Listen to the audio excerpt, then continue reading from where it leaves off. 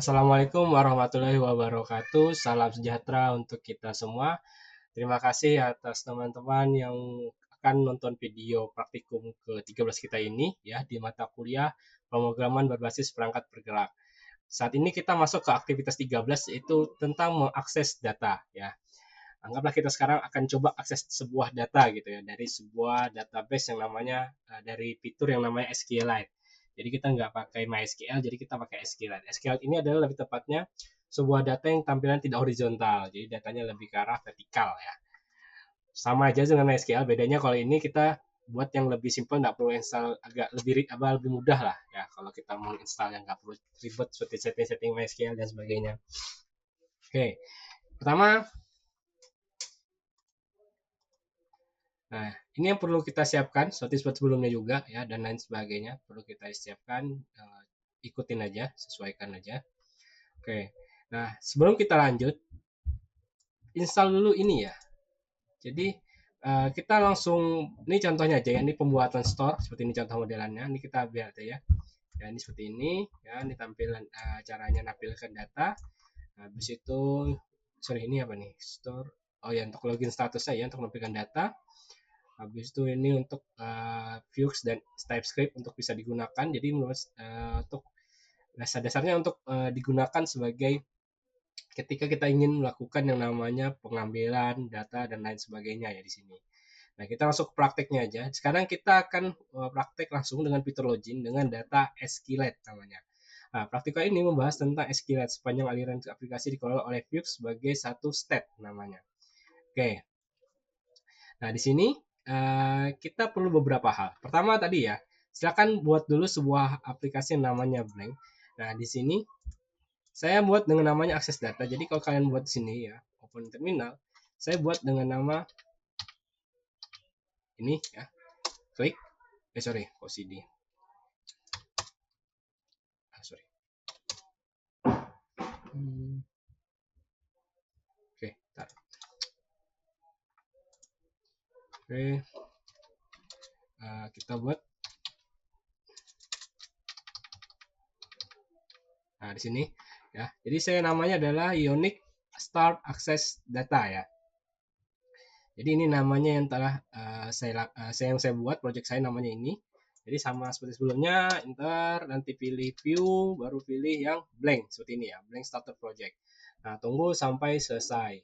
Nah, anggaplah kita sudah selesai installnya ya. Jadi anggap kita sudah selesai installnya. Di sini saya Ctrl C aja. Sudah installnya, habis itu kita masuk ke dalam project kita ya di sini. Atau habis itu kita klik ini yang masuk sini ya, atau dari sini tadi klik kanan open terminal buat titik gitu ya. Oke, kita langsung diarahkan ke dalam project kita ini. Nah, habis itu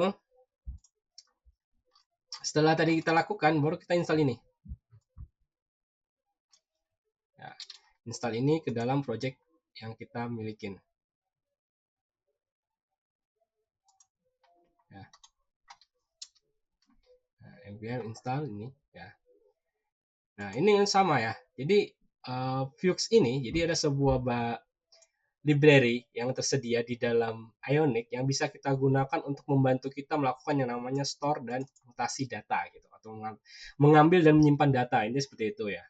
Nah, habis itu nanti kita akan lanjut. Nah, sudah install tadi dua itu. Nah, silakan kalian buat folder yang sama persis dan file yang sama persis seperti ini. Jadi saya di sini ya, kalian bisa lihat di source saya ada footer, ada namanya store ya. Store ini isinya index.ts. Jadi buat folder baru yang namanya store, habis itu buat file di dalam store ini namanya index.ts. Ya. Habis itu ini kita abaikan dan kita pakai, kita biarkan default. Habis itu di view kita tambahkan tiga file ini. Interface homepack.view, interface loginpack.view, dan interface tentang pack.view. Ya. Nah, setelah itu kita buat juga file yang namanya simsview.d.ts dan simspux.d.ts ya. Jadi di sini ya, ini yang kita gunakan tambahannya ya. Nah, kalau sudah kita buat dulu di dalam main ini sebuah nih mengaktifkan centralized store ya. Nah, silakan kalian ambil kodenya ini yang masukkan ke dalam main.ts ya. Jadi kalian silakan buka di sini, kalian buka aja main.ts kalian. Nah, di sini kalian tambahkan ini. Ini untuk Chrome, ini sama default.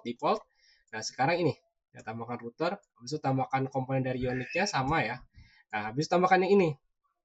Import Vue Store untuk state management global. Jadi semua halaman kita bisa manfaatkan yang namanya dari Vue ini.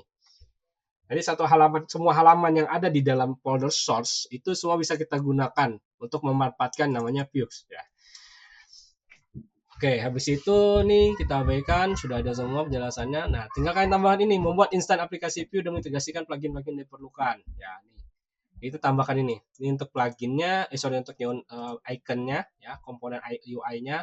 Ini untuk Vue Store-nya dan ini untuk Vue Router untuk navigasinya. Jadi Vue ini digunakan untuk state manajemennya dan ini untuk navigasi untuk mengarahkan. Ya, ini bedanya dikit ya. Oke, habis itu buatkan routernya sama seperti sebelumnya gitu. Nah, oke. Selanjutnya kita buat nama file yang bukan buat ya, lebih tepatnya kita ke app.vue. Nah, app.vue ini silakan kalian buka di sini ya. Nah, nanti kalian tambahkan bukan file ya, kodenya ya. Jadi kalian tambahkan kode yang ada di sini di dalam app.vue-nya. Nanti kalian ikutin ya, sesuaikan aja, masukkan ke dalam sini. Nah, di sini penjelasannya kalian bisa lihat ya. Ini intinya sama ya, komponen sama seperti sebelumnya, komponen ini split fan yang bagi layar menjadi menu sidebar dan konten utama. Ini oke, kita biarkan dasar sama seperti sebelumnya. Nah, di sini kita tambahkan yang namanya interflash ya di dalam headernya. Jadi header di paling atas ya. Habis itu nih tracknya kita tambahkan. Ya, nah, di sini untuk melakukan looping ya, mengambil setiap item menu dari FX. Jadi setiap apapun yang ada di dalam home ini, di dalam view ini, semua yang terkait dia akan dipanggil gitu ya. Sesuai dengan yang dibutuhkan aja, mana yang ada di misalnya kayak interface home pack, dia akan hanya mengaitkan dengan interface login, interface tentang gitu ya. Nah, habis itu di sini ditambahkan lagi namanya item menu dan navigasi router. Jadi ini pada dasarnya untuk ngeklik ya. Jadi kalau kita klik dia mengarah sesuai dengan yang kita mau. Nah, habis itu ini icon untuk setiap menu ada dengan iOS dan Material Design ya, defaultnya lah. Jadi untuk iOS ini punya sedikit unik kan, jadi kita buat seperti ini, jadi kita abaikan aja karena udah saya ikutin aja. Nah, habis itu kita buat label untuk item menunya ya, jadi kita buat P namanya dengan title. Jadi kenapa title? Biar dia default dan kita panggil sesuai dengan title yang ada di atas sini ya. Oke. Nah, habis itu timbal import dan sebagainya sesuaikan aja ya, ini sudah ada default, kalian bisa lihat sendiri. Nah, habis itu kalian tambah aja, ini disesuaikan ya, lihat komponen yang digunakan ya, kalau nggak ada boleh dihapus ya. Nah, habis itu di setup-nya kita buat tambahan ini seperti ini. Ya, titelnya ini, URL-nya tentang iOS ini ya. Habis itu baru untuk dapatkan URL kita gunakan ini ya.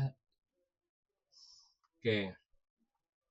Ini kita bisa lihat untuk indeks untuk indeks item menu yang dipilih. Jadi sesuaikan, jika klik menunya A maka muncul ke A, bisa kalian klik login maka akan ke login gitu. Ya, ini path-nya select. Ini ketika kita memilih ya. Jadi kita milih aktif, jadinya kalau aktif tuh dia akan berwarna sendiri gitu jadinya. Oke, ini kalian bisa lihat kodenya. Ya, ini style yang sama default ya. Kalau kalian kalian buka aja di Ionic-nya ya, di website Ionic untuk dokumentasinya, silakan aja buka di situ. Oke, silakan kalian lihat aja. Ya, silakan dicoba nanti di rumah. Nanti kodenya bisa kalian post ya kalau kalian mau coba di rumah.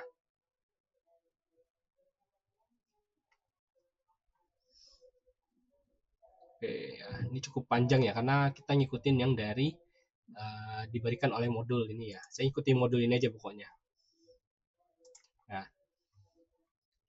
Nah, ini nanti silakan di post saja ya intinya. Oke, sudah. Nanti kita buka file yang namanya simsview.d.tsp. Ini digunakan sebagai definisi type untuk view TypeScript. Jadi ini lebih ke arah mendefinisikan. Nanti kalian bisa lihat di kodenya ini ya, di sims.view.d.ts. Nah, ini sudah saya tambahkan jelasan deklarasi TypeScript untuk modul view namanya view ya. Habis itu ini memungkinkan TypeScript mengenali file view. Jadi dasarnya agar TypeScript ini memahamin, oh ini adalah salah satu bagian dari dirinya gitu. Dan memberikan tipe checking yang tepat dan mengimport komponen view sesuai dengan keinginan dari kita ya, dari kode yang kita buat. Nah, dibuatlah seperti ini. agar nantinya saat kita menjalankan menjalankan sebuah kode yang di dalam unit ini, maka dia tahu oh ini ternyata TypeScript gitu. Maka dia akan menjalankan perintah dan mengenali dan mengimpor komponen yang diperlukan. Habis itu ada yang namanya adalah sum.vux.d.ts. File ini digunakan untuk mendefinisikan tipe untuk Vux TypeScript. Tanpa file ini, store tidak akan dikenali. Anggapannya kita tidak bisa melakukan yang namanya mengirim data atau sebaliknya dan sebagainya ya. Jadi sini kita bisa lihat tambahkan file ini ya, nih di sims.vux.ts.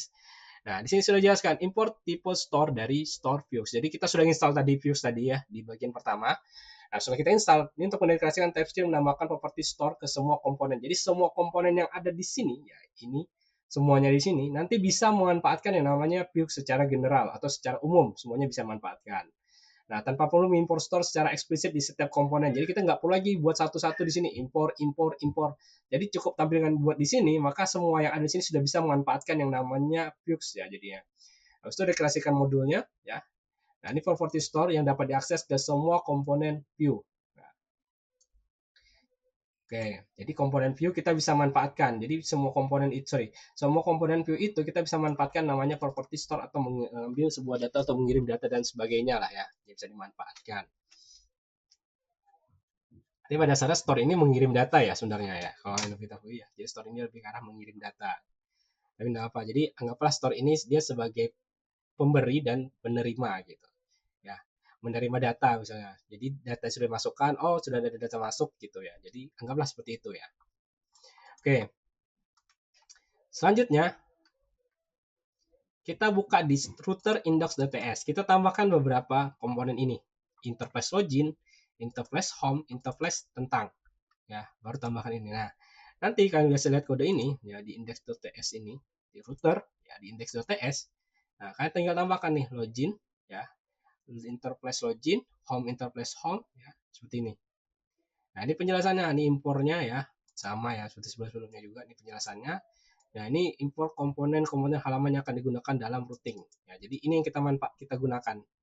Jadi selama routing ini kita mau gunakan harus kita panggil dulu, import dulu dari mana dulu filenya ini. Oh, ternyata di sini. Nanti kita tambahkan di sini, baru kita bisa mengarahkan path-nya ke situ. Ya. Ini komponennya interface login ya, misalkan ini gitu. Ya, silakan. Oke. Kita sudah tambahkan ini sama ya data router yang terdefinisi di atas menggunakan HTML5 history mode untuk PSURL-nya ya. Habis itu buka di folder stores index.ts ya. Nah, kita tambahkan ini. Ya, ini tadi kita ada bahas di bagian atas ini ya, bagian ini tadi, ya bagian sini ya. Nah, di sini kita akan manfaatkan taruhnya di sini. Nah, di sini ya. Jadi kita taruhnya di bagian ini jadinya. Di root di store index.ts. Nah, ya. Nah, di sini kalian tambahkan aja kode yang telah diberikan oleh modul ini. Nah, penjelasannya adalah nah, ini gunanya untuk mengimpor create store yang ada di dalam Vue tadi di sini. Jadi kita manfaatkan library yang namanya ya, library dari Vue tadi. Habis itu membuat Vue store untuk state management global aplikasi. Ya, jadi semua komponen atau semua yang file ada di sini bisa memanfaatkan yang namanya create store kalau kita gunakan gitu. Nah, di sini kita gunakan if login false. Status login ini akan selalu bernilai true kalau sudah login. Jadi kalau selama dia belum login maka nilainya akan selalu false. Jadi awal default dia langsung false. Jadi beranggap bahwa ini belum login gitu ya. Nah, habisnya if user yang sudah login, nama user lengkap dan lain sebagainya. Habis itu ada namanya mutation, ya mutasi. Fungsi untuk mengubah state harus sinkronus ya. Jadi mutasi ini mengubah state menjadi status login. Jadi kalau kita login, dia akan status oh ternyata ini sudah login, oh ini belum login, gagal dan lain sebagainya. Jadi anggap validasi intinya ya. Nah di sini prosesnya ada simpan, ya kalian bisa lihat mutasi mengubah state menjadi status logoutnya juga sudah dibuatkan langsung ada gitu. Oke, sudah. Kalau sudah, nanti kita masuk ke selanjutnya. Variabel kita anggap nggak usah diperbaikin ya. Kita default aja, sesuaikan aja. Kalau main-mainnya tema ya silakan kayak kemarin, nggak masalah. Nah, habis itu kita masuk ke interface home.view. Nah, nanti kalian tambahkan kode yang ada di sini ke dalam interface home-nya ya. Nah, di interface home ingat nih. Nanti di sini saya gunakan ini ya, yang namanya interface home fact namanya kalau saya. Nah, di sini ada penjelasannya juga ya, konten utamanya di sini tampilan awalnya paling atas ya. Nah, ini ya, kalian bisa lihat fungsi komponen utamanya ini full name, nama lengkap user yang akan ditampilkan di header kalau dia sudah login anggapannya. Nah, ini lihat ini IP statusnya cek sudah login melalui fixer atau belum. Kalau sudah nanti diarahkan ke sini, kalau enggak gitu ya. Nah, di sini ya kalian bisa lihat. Oke. Nah, oke, sudah.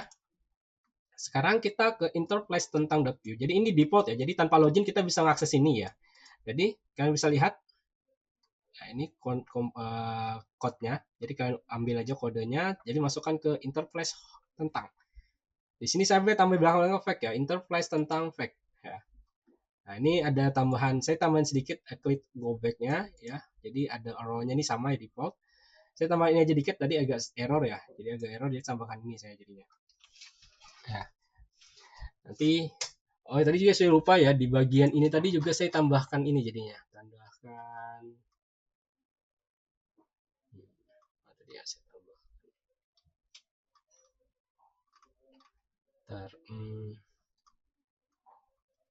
Bukan di sini. Saya tadi tambahkannya di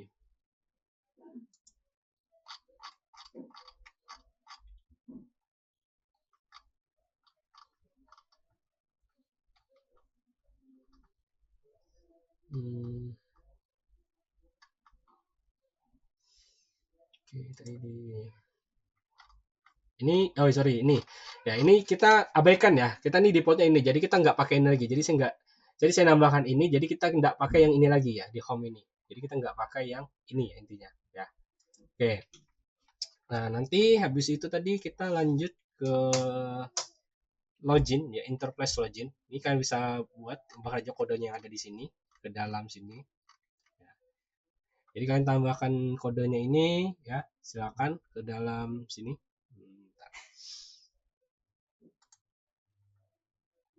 Login ya nih ya.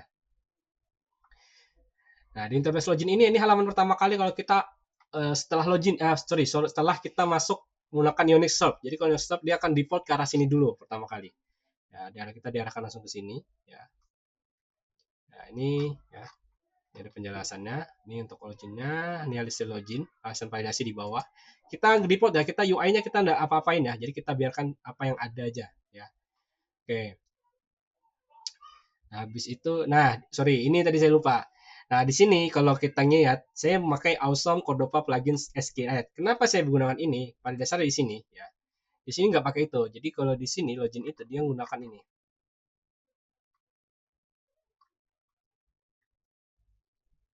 Nah, ini dia. Tadi saya coba error ya. Jadi saya nggak tahu kenapa error di komputer saya ya. Jadi tadi error di komputer saya nggak paham juga. Setelah beberapa kali coba-coba nggak mau, akhirnya saya coba pakai yang ini. Nah, Awesome Cordova Plugins SQLite sama ya, nggak beda jauh, sama aja. Berdasarnya sama-sama menggunakan SQLite. Tapi bedanya di sini kalian harus install dulu. Kalau kalian install nanti buka di sini, buka di ini. Ya. Nah, kalian install dengan mengambil data file dari sini. Nah, ini cara installnya. npm install awesome Cordova plugin SQLite Cordova SQLite storage. Ya. Kita pakai ini. Jadi silahkan install seperti ini. Ya, jalankan sampai dia selesai. Ya. Cukup seperti itu aja, nggak ribet ya. Jadi saya hanya nambahkan itu supaya bisa saya gunakan. Nah, kalau sudah dia seperti ini ya, sudah selesai ya. Jadi saya pakai di sini. Jadi bedanya saya pakai ini gitu. Ini close saja. Nah, import ekspornya dia akan ngambil data dari IP name, IP pass yang diinput langsung, hasil login, nah counter jumlah perjalanan login gagal. Di sini kita bisa batasin ya. Percobaan mau 5, 4, 3. Ini user database, ini database dan lain sebagainya yang diambil. Nah, ini ya username-nya adalah A. Ini user A namanya, nanti passwordnya ini ya. Nah, ini oke. Nanti ini untuk mencoba koneksi ke database SQL lokal hanya bekerja di native API di native app ya. Jadi anggapannya hanya berfungsi kalau kita menggunakan native app atau yang sedang kita lakukan inilah intinya ya. Yang kita lakukan ini bisa digunakan. Kalau dia sudah menggunakan framework lagi dan lain sebagainya itu agak sedikit berbeda ya. Oke, ini jalannya. Ini untuk SQL-nya drop database. Jadi langsung kita buatkan di sini create table user ya dengan nama ini. Ya, ini nama passwordnya. Ini database kita. Jadi kita ambil dari sini. Nah, nanti masukkan datanya ini ya. Selama ada data ini selama kalian tidak menggunakan ini, maka kalian tidak bisa login. Ya, ini akan diakses. Nah, oke, this item, ini selectnya, lihat dicek di namanya siapa, baru lihat di full name-nya siapa, baru cek passwordnya apa gitu. Dia akan melakukan, baru ditangkapnya. Nangkapnya maksudnya bukan ditangkap pakai tangan ya. Jadi dalam database ini dia lebih ke arah ketika datanya ada dan benar atau gagal atau salah, maka dia akan mengarahkan ke sini. Kalau salah, kalau dia benar, dia akan diarahkan lagi sesuai dengan kita lihat nih berapa catch yang bisa dimanfaatkan. Ya, jika saya gagal, nih kita gunakan default jika batch gagal. Ini bisa dikasih tahu dia berapa kali melakukan else ya, sampai dia menghasilkan yang namanya nah ini. Jadi dia akan ngecek beberapa kali. Kalau emang database-nya ada. Kalau nggak ada, dia akan berhasil gitu. Nah ini dia kasih error sebanyak ini gitu, sesuai dengan kondisi-kondisi tambahan ya. Oke, ini validasinya. Ini kita buatkan database-nya ya. Ini tadi sudah kita buatkan tadi ya, sudah tadi. Habis itu ini kita ikutin. Ini ya itu redirect ke home kalau login berhasil, kalau enggak ya gagal gitu ya. Increment counter dan tampilkan pesan error gitu. Oke. Ini kalian bisa lihat default sama ya. Ini kalau ini sama dengan yang di modul. Oke, habis itu nah, sekarang kita coba jalankan. Nah, bedanya kalau di sini dari pihak UT mereka menggunakan yang namanya Android atau smartphone ya. Jadi kalau saya enggak, saya tetap hanya menggunakan dari Ionic dari website aja. Jadi kita coba jalankan dulu Ionic Serve-nya. Ya. Nah, mau jalan. Tampilan akan seperti ini. Ya. Coba kita inspect.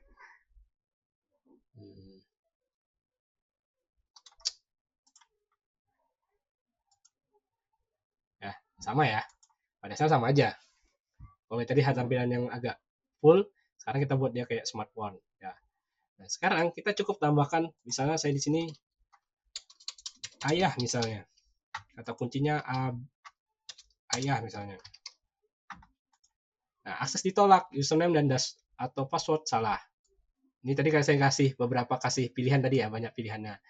Nah, kalau kita mau benar, kita klik misalnya di sini kita kasih babe misalnya. Kita klik sama tuh aksesnya 2 kali dan seterusnya.